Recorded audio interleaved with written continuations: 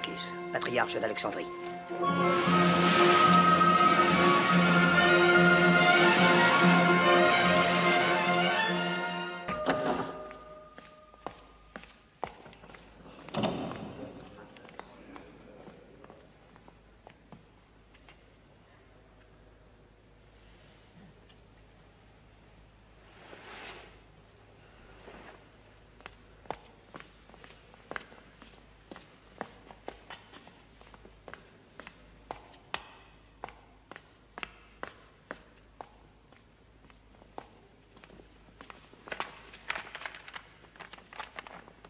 Au nom de Dieu, clément et miséricordieux, au nom de Mahomet le messager de Dieu, à Héraclius, empereur de Byzance, saluant en lui le garant du respect de la justice, je t'implore d'entendre l'appel du Très-Haut.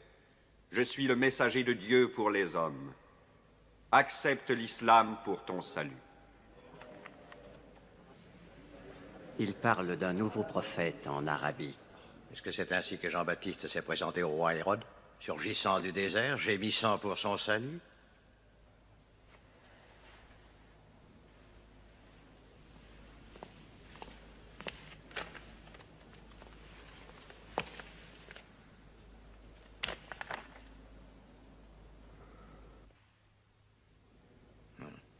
Mahomet, messager de Dieu? Qui lui a conféré cette autorité? Dieu a envoyé Mahomet pour la sauvegarde de l'humanité.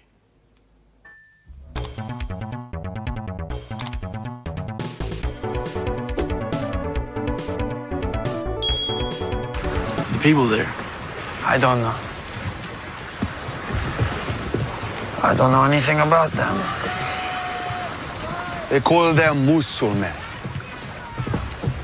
And they worship a god named Allah.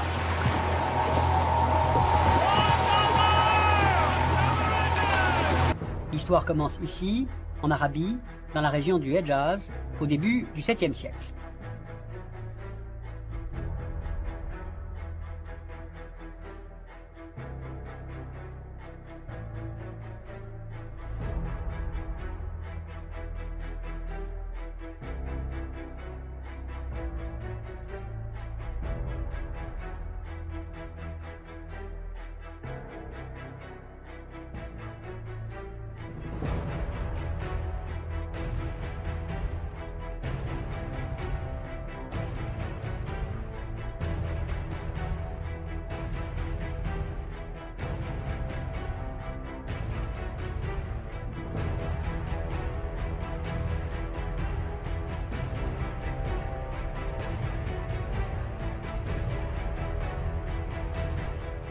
Sommes-nous tes égaux?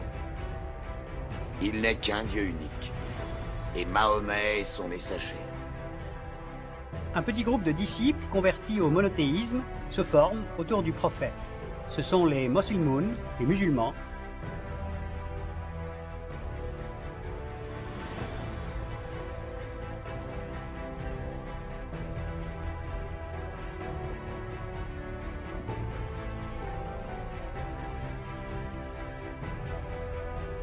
Gloire au Dieu au bal!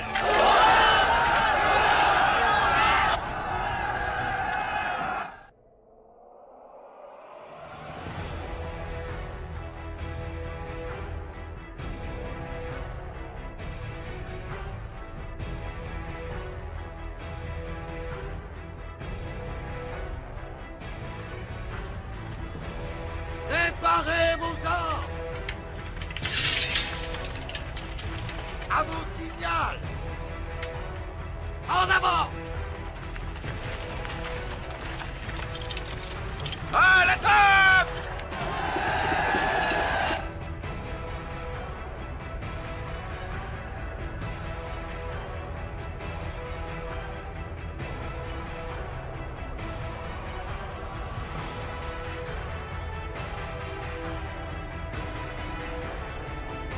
Je témoigne, il n'existe qu'un Dieu unique, et que Mahomet est son messager. Les troupes musulmanes progressent dans la péninsule, et avec elles, la nouvelle religion qui acquiert ses propres rites. quand Mahomet donnera le signal. Nous marcherons sur eux.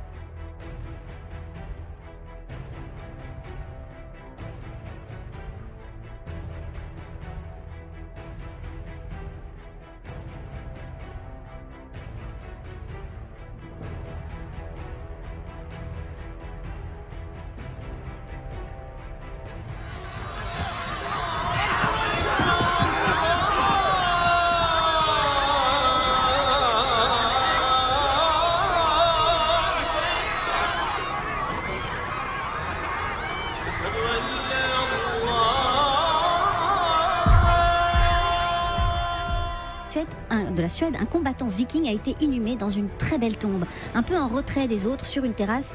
Signe de son importance, avec lui on a disposé toutes sortes d'épées, de flèches, des couteaux, des armures, de boucliers et même de chevaux. Et dans sa sépulture, on trouve aussi des pièces de jeu de hasard qui suggèrent que ce guerrier était un stratège, bref, un chef.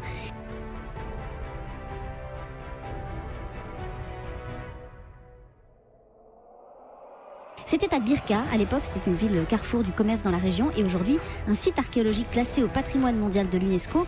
C'est à une trentaine de kilomètres à l'ouest de Stockholm et c'est un site qui est reconnu comme le plus grand cimetière viking de toute la Scandinavie. Environ 3000 tombes ont été exhumées par les archéologues.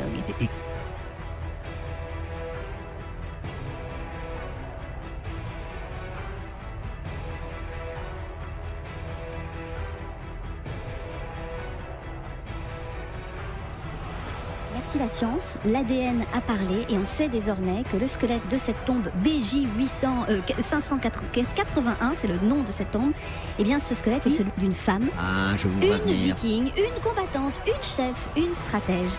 Les textes anciens suggéraient déjà que les femmes étaient mêlées aux hommes à l'époque, les fictions d'ailleurs s'en étaient emparées, mais les historiens et archéologues avaient vraiment du mal à se faire à cette idée. Quand une archéologue de Stockholm il y a 3 ans avait publié ses études montrant que les os pelviens et de la mâchoire étaient bien ceux d'une femme, on lui avait rétorqué que la tombe était découverte depuis plus d'un siècle, ce qui est vrai, que les os auraient sans doute été mal étiquetés, les squelettes mélangés, les femmes au combat, les chefs en plus, c'était pas possible, c'était de l'ordre de la mythologie.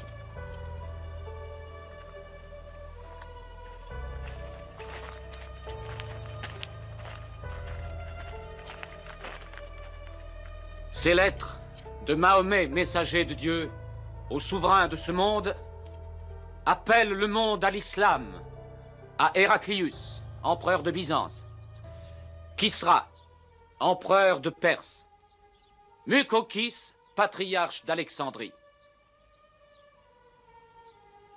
Dieu soit avec vous.